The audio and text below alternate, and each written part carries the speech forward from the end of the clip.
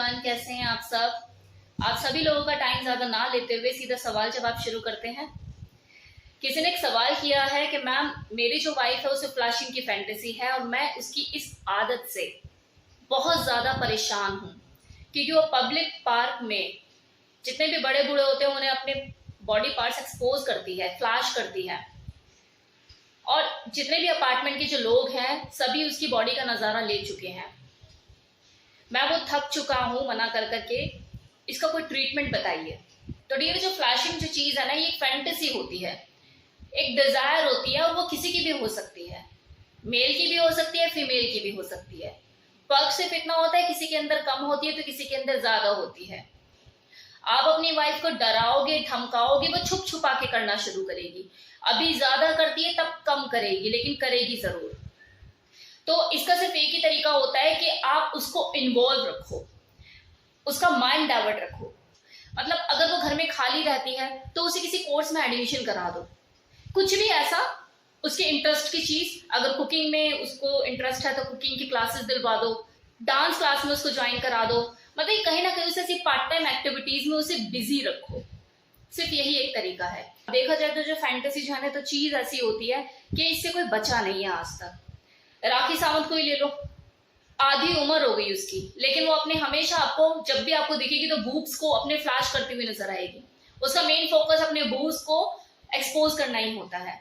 Nora Fatehi, वो आपको हमेशा अपने बट जो उसके बम है उसको एक्सपोज करती हुई नजर आएगी, उसका कॉन्सेंट्रेशन वही रहता है। लेकिन तरीके होते हैं, फ्लैशिंग करने के भी अपने तरीके होते हैं। एक मलाइका अरोड़ा का तरीका है जो अपनी नेकलाइन एक्सपोज करती है, वल्गैरिटी इतनी शो नहीं होती। एक राखी सावंत का तरीका है जो पूरा हिल हिलाकर पूरा दम खम भर के फ्लैशिंग करती है कि मैम, मैं 18 साल का था, मेरी भाभी के साथ मेरा एक रिलेशन हो गया था, फिजिकली में इंटीमेट हो गया था, और अभी मैं 32 साल का हूँ और इस एज तक मैं 16 फीमेल के साथ फिजिकली इंटीमेट हो चुका हूँ। तो ऐसा तो नहीं है कि मुझे कोई इन्फेक्शन या कोई बीमारी हो। तो अब आप खुद मुझे एक चीज बताइए, जिस चीज का आपको खुद को डाउट है उसे मैं कैसे श्योरिटी दे सकती हूँ? इसका तो एक ही सॉल्यूशन है ना, जाके टेस्ट कराइए, टेस्ट करा लीजिए। आपके लिए बोल रही हूँ मैम, मेरी शादी को 18 महीने हो चुके हैं और जो मेरी वाइफ है वो इंटरकोर्स करने से डरती है। हो सकता है, होता है कुछ फीमेल में ऐसा, because of lack of knowledge, या एक डर होता है कि यार नहीं करना, एक माइंडसेट होता है कि यार पेन होगा या पता नहीं ऐसा होगा वैसा होगा, कंफर्टेबल नहीं फील करती हैं वो। तो इसमें ऐसा कोई घबराने वाली बात नहीं है। उसको प्यार से समझाइए, रोमांटिक मूवीज दिखाइए, बोल्ड सीन दिखाइए। देखो, इन चीजों का मजा तभी है जब सामने वाला कंफर्टेबल हो, और ऐसा इंसान जिसको नॉलेज ही ना हो या डर बैठा हुआ तो उसके लिए तो और दिक्कत हो जाती है। मैम, मैस्टरबेट करने से किसी मेल की वर्जिनिटी क्या खत्म हो जाती है? किसी किसी के साथ होता है, सबके साथ नहीं।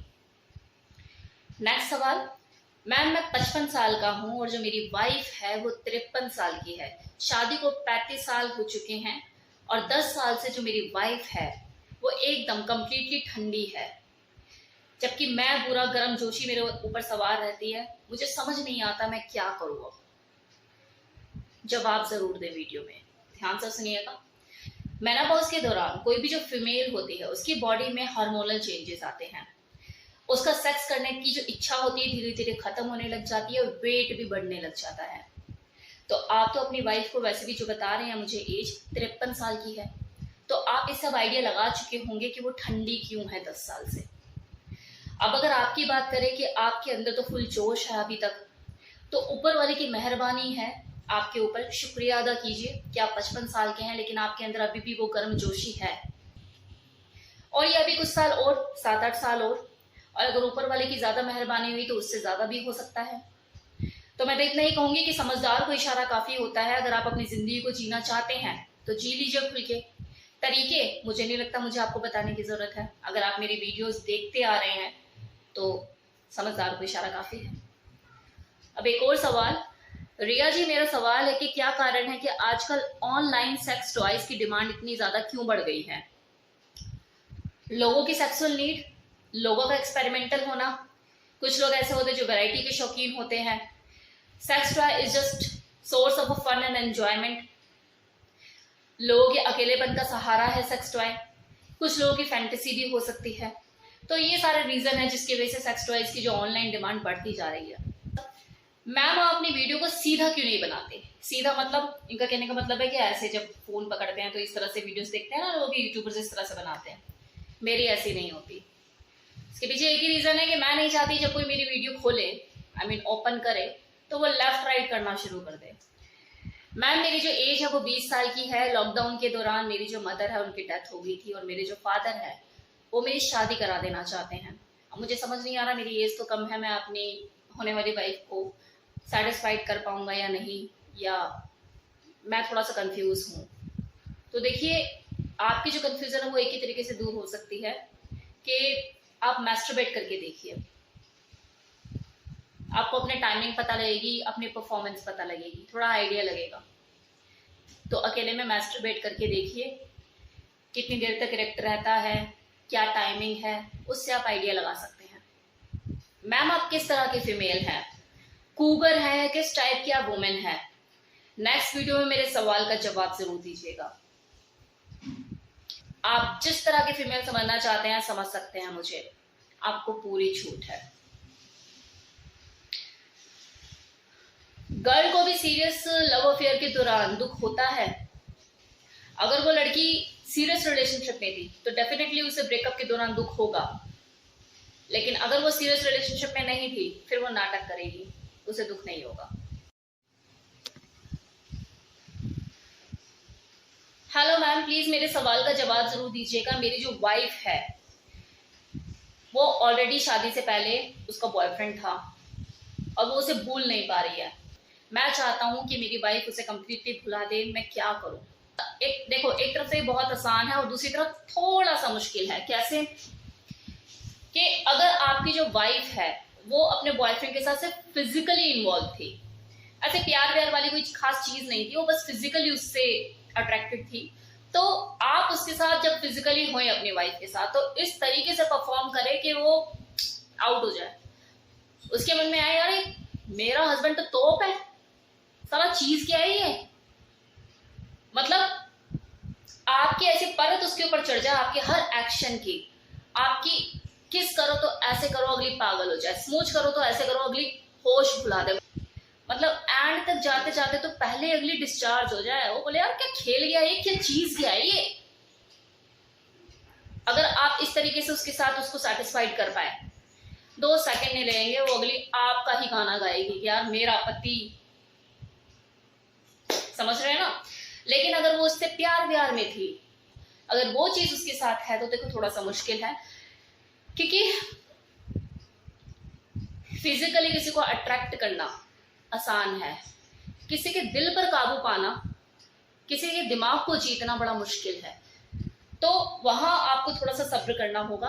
यहाँ पर आपको थोड़ा सा गेम भी खेलना पड़ सकता है। मतलब आपको ये देखना होगा कि उसके बॉयफ्रेंड में ऐसी क्या चीज थी जो आप में नहीं है, कैसे खुश रखता था उसे, कैसा बिहेवियर था, कैसा एटीट्यूड था, कैसा नेचर था। क्योंकि प्यार इन चीजों से होता है, राइट? प्यार इन चीजों से होता है कि किस तरह का उसका थॉट प्रोसेस था, किस तरह की उसकी सोच हुआ करती थी, किस तरह से वो खुश रखता था उसे, उसका एटीट्यूड कैसा था, उसका बिहेवियर कैसा था, उसका बात करने का तरीका क्या था।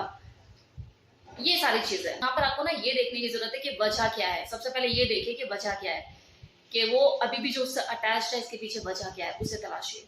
उसके हिसाब से फिर अपना स्टेप बाय स्टेप चीजों को करिए। नेक्स्ट सवाल है, who are your favourite male and female adult movie star? कोई भी नहीं। मैम 60 साल की वुमेन सेक्सुअली अराउज होती है? बहुत रेयर होता है। हो भी सकती है, नहीं भी। फिजिकली फिट हुई तो बिल्कुल, और अगर फिजिकली फिट नहीं है तो ऐसे में चांसेस कम ही होते हैं। लेकिन ना ठरकपन होती है कुछ फीमेल्स में, वो ठरकपन किसी भी लेवल तक हो सकती है। वो डिपेंड करता है पर्सन टू पर्सन, पर्सनालिटी के ऊपर भी डिपेंड करता है।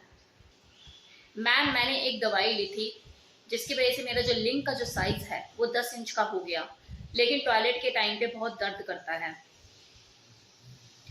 अभी तो दर्द ही कर रहा है ना, आगे जाके पता नहीं क्या क्या होगा।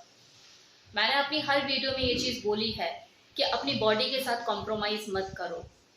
इन चीजों में कुछ भी नहीं रखा। सबसे पहले तो आप डॉक्टर को दिखाइए। कि आपने जो दवाई आपने ली वो दवाई का डब्बा लेकर जाइए और दिखाइए जाके, ये सिम्टम्स ठीक नहीं है। ओके। और वैसे भी दवाई आपने जिससे ली उससे जाके पूछिए ना, उसका सर फोड़िए जाके कि मेरे साथ ऐसे क्यों हो रहा है, और पूछ आप मुझसे रहे। नेक्स्ट सवाल है कि लवरशिप और मैरिड लाइफ में बैलेंस कैसे करें। एक आपकी रिस्पॉन्सिबिलिटी है, दूसरी आपकी आशिकी। एक के साथ आपको सारी जिंदगी बितानी है, दूसरी वाले के साथ कुछ घंटे। इस हिसाब से प्रायोरिटी देना सीख लो कि किसको मुझे कितनी प्रायोरिटी देनी है, बस हो गया बैलेंस। नेक्स्ट सवाल है कि मैम हम आपको कैसे प्राप्त करें। आपको नहीं लगता आपने ऑलरेडी प्राप्त किया हुआ है मुझे? यूट्यूब का शुक्रिया अदा कीजिए इसके लिए। नेक्स्ट सवाल, I am 40 year old government employ. मेरी कंप्यूटर ऑपरेटर 25 साल की मैरिड वुमेन है, पर वो हमेशा ये कहती है कि आप बहुत अच्छे हैं और अकेले में स्माइल भी पास करती है, तो मुझे समझ नहीं आ रहा कि वो मुझ में इंटरेस्टेड है या नहीं। अगर है तो मैं उससे बात कैसे करूं। किसी भी लड़की का ये बोल देना कि आप बहुत अच्छे हैं, ये उसका आपके लिए रिगार्ड भी हो सकता है। उसका स्माइल करना, ये उसका स्माइलिंग नेचर, उसका स्माइलिंग बिहेवियर भी हो सकता है। तो बस ये समझ लेना कि उसने ये बोल दिया कि आप बहुत अच्छे हैं, या उसने स्माइल कर दिया आपको, या स्माइल करती है, तो इसका मतलब ये नहीं कि वो आपके अंदर इंटरेस्ट रखती ही है। हो भी सकता है, लेकिन मुझे ऐसा नहीं लगता। बाकी आपको अगर अपनी तरफ से शुरुआत करनी ही है, तो मैं तो ये कहूंगी आप अपनी तरफ से शुरुआत ना करके उसकी पहल का इंतजार कीजिए। क्योंकि अगर आप इस गलतफहमी का शिकार हो जाते हैं कि वो आपके अंदर इंटरेस्टेड है और आप अपनी तरफ से पहल कर देते हैं, और जबकि वो इंटरेस्टेड नहीं हुई, तो हो सकता है वो आपकी जो रिस्पेक्ट करती है, आपकी रिस्पेक्ट करना छोड़ दे। तो इससे अच्छा यही है कि आप थोड़ा सा और टाइम लें, अभी और थोड़ा समझने की कोशिश करें कि वो सही में आपके लिए इंटरेस्टेड है भी या नहीं, या आप किसी गलतफहमी का शिकार हो रहे हैं। हो सकता है मैं गलत हूँ, क्योंकि उसे देख तो आप रहे हैं, ऑब्जर्व तो आप कर रहे हैं, लेकिन जितना मैं समझ पा रही हूँ आपकी बातों से, मुझे तो यही लग रहा है। आगे आप थोड़ा सा वेट करके और देखिए, क्या पता मैं गलत हूँ। अगला सवाल, अगर घर में कोई बड़ा मैस्टरबेट करते हुए देख ले तो क्या करें। कुछ टाइम के लिए उसकी नजरों के सामने आना छोड़ दीजिए, उसे अवॉइड कीजिए, उसकी प्रेजेंस में उसके सामने मत आइए, और कुछ टाइम बाद जब बातें पुरानी हो जाएं तब उसे फेस कीजिए, और ऐसे फेस कीजिए जैसे कभी कुछ हुआ ही नहीं। सब नॉर्मल हो जाएगा।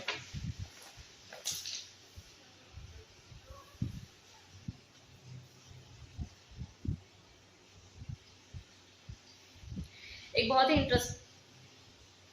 अब एक सवाल किया है कि मैम सलमान खान ने अभी तक शादी क्यों नहीं करी। मतलब आप ये भी मुझसे पूछेंगे। यही क्यूरियोसिटी बनाए रखने के लिए जो अभी आपके दिमाग में है, जो शायद सभी लोगों के दिमाग में है, कि सलमान खान ने अभी तक शादी क्यों नहीं करी। वो क्यूरियोसिटी बना के रखना चाहता है। एक बंद किताब को हर दूसरा बंदा सोचता है कि एक बार पढ़ के तो देखूं क्या लिखा है, और एक बार किताब को पढ़ लिया जाता है तो उठाकर उसे फेंक दिया जाता है। वो बहुत अच्छे से जानता है अपनी वैल्यू बना के रखना, तो क्यूरियोसिटी बना के रखी हुई है उसने। और वैसे भी फिजिकल एंजॉयमेंट के लिए शादी कोई जरूरी नहीं है। इनफैक्ट शादी के बाद तो कोई एंजॉय कर ही नहीं पाता। आखिरी सवाल, मैम जब आपके फॉलोवर्स मिलियन में हो जाएंगे तब तो आप हमारे कमेंट भी नहीं पढ़ेंगी और ना ही हमारे सवालों का जवाब देंगी। इतना जानते हैं आप मुझे? जितना भी जानते हैं बहुत कम है। इसीलिए मैंने ये सवाल जवाब की सीरीज चलाई है, ताकि ये नौबत कभी ना आए। जब तक आप लोगों के सवाल रहेंगे, मेरे जवाब हाजिर रहेंगे। नेक्स्ट वीडियो में मिलते हैं, लेकिन सवाल जवाब वाली सीरीज में किसी नए टॉपिक के साथ। ओके, सवाल जवाब तो वही Sunday. Okay bye, thank you, take care.